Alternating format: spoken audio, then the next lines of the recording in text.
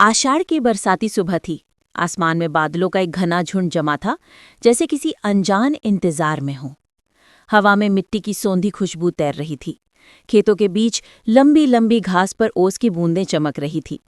गांव के रास्ते पर अभी हल्की नमी थी और चरखे की तरह घूमते मौसम के बीच लोग अपने अपने काम में लगे थे। पानी की फुहारें कभी तेज तो कभी धीमी होकर बरस रही थीं, मानो बादल भी मन बदल रहे हों। ऐसे में किसान रघुनाथ अपने छोटे से खेत की मेड़ पर खड़ा आसमान की ओर देख रहा था। उसकी आंखों में उम्मीद थी कि इस बरसात से उसका खेत फिर हरा हो जाएगा। गेहूं और बाजरे की लहराते खेत फिर से उसकी जिंदगी को आगे बढ़ा देंगे। कई दिनों से बादल दिखाई देते थे, लेकिन पानी नहीं बरस रहा था। जमीन प्यास से सूख रही थी और रघुनाथ का दिल भी उसी तरह सूखता जा रहा था। आज उस बादल के फटकर बरसने का इंतजार उसकी आंखों में साफ झलक रहा था। तभी अचानक तेज हवा चली और बादलों ने मानो अपने भारी बोझ से राहत पाने की ठान ली। धीरे धीरे मोटी बूंदें गिरनी शुरू हुईं। कुछ ही सेकंड में बारिश तेज हो गई। पानी की तेज धार खेत की मिट्टी को झूमने पर मजबूर कर रही थी। रघुनाथ ने मुस्कुराते हुए मिट्टी की एक मुट्ठी उठाई और उसे अपने माथे से लगा लिया, मानो प्रकृति से कोई पवित्र आशीर्वाद मिल रहा हो। गांव के बच्चे भी इस बारिश को देखकर चहक उठे। उनके लिए बरसात किसी त्योहार से कम नहीं थी। मिट्टी की सुगंध, पट्टों पर गिरते पानी की टुकटुक, तालाब में उठती लहरें, सब उन्हें आकर्षित कर रहे थे। कई बच्चे अपने घरों से निकलकर गलियों में दौड़ने लगे। कुछ लोग छतों पर पानी भरने लगे तो कुछ महिलाएं खेतों की तरफ देखते हुए बारिश की तीव्रता का अंदाज लगा रही थीं। गांव के चौराहे पर बने छोटे चाय के खोखे में चूल्हा जल चुका था। भीगी हवा में गर्म धुएं की खुशबू का स्वाद ही कुछ और था।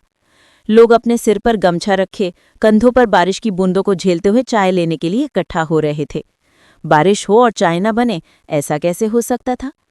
चाय बनाते हुए बूढ़े हरीराम बोले, देखो भैया, ये बरसात नहीं, भगवान का वरदान है। इसी के भरोसे गांव जीता है। सबने हंसते हुए सहमति जताई। बारिश अब कुछ धीमी हो चुकी थी, लेकिन उसके बाद जमीन की हर लकीर चमक रही थी। खेत जैसे नई जिंदगी पा चुका था। दूर तक फैली हरी भरी घास, पेड़ों की टहनियों पर फसकते पानी के मोती और मिट्टी की महक हवा में घुल गई थी। युवक अपने हल, बैल और औजार तैयार करने लगे। उन्हें पता था कि ये समय का संकेत है, बुआई का। महिलाओं ने घर में रखे अनाज के बीज निकाले, उन्हें धूप में सुखाने की जगह साफ कटोरों में भरकर पूजा से पहले तैयार किया। बीजों के साथ वे प्रार्थना कर रही थीं कि इस साल फसल अच्छी हो और गांव में कोई भूखा ना रहे। बच्चे अब पेड़ के नीचे बैठकर कीचड़ में मिट्टी के खिलौने बना रहे थे। उनका हंसना खेलना जैसे बरसात का गीत था। घर घर में आग जलाकर पकौड़े पकने लगे। गरम गरम पकौड़ों की खुशबू बारिश को और भी स्वादिष्ट बना रही थी। रघुनाथ की बूढ़ी माँ ने भी खिड़की से बाहर झांकते हुए कहा, आज तो भगवान ने हमारी सुन ली बेटा, खेत अब जीवित हो जाएगा। रघुनाथ ने माँ की ओर देखा और उसकी आंखों में खुशी झलक उठी। वो जानता था कि बारिश का हर कतरा उसकी मेहनत को सार्थक करेगा। शाम ढल रही थी। आसमान अब गहरे नीले रंग में डूब रहा था। दूर कहीं मेढकें टर्राने लगे थे, जैसे वो भी बारिश का स्वागत कर रहे हों। मंदिर की घंटियां बजने लगीं और लोग शाम की आरती में शामिल होने लगे। हर चेहरे पर शांति और संतोष की छाया थी। बरसात ने जैसे पूरे गांव की धड़कन बढ़ा दी थी। रात होने पर आसमान में फिर बादल छा गए, लेकिन इस बार किसी के मन में चिंता नहीं थी। सबका दिल तृप्त था। उम्मीदों की जमीन सींच चुकी थी और प्रकृति ने फिर साबित कर दिया था कि धैर्य रखने वालों की झोली कभी खाली नहीं रहती। आषाढ़ का ये दिन सिर्फ बारिश नहीं, एक नई शुरुआत बनकर गांव की आत्मा में बस गया।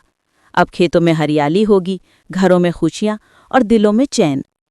जिसने इसका इंतजार किया वही समझ सकता है कि बारिश की ये बूंदें सिर्फ पानी नहीं होती, ये जीवन होती हैं।